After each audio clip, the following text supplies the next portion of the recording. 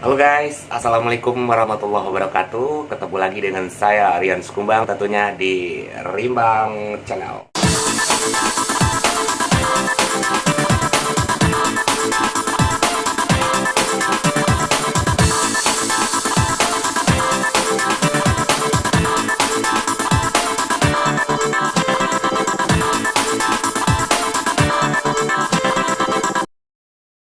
Untuk yang kedua kalinya, Rimbang akan hadirkan sebuah konten yang agak sedikit ekstrim, yaitu tari piring di atas kaca.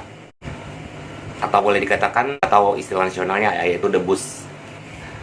Dan tradisional debus ini ada, hampir di semua daerah itu ada.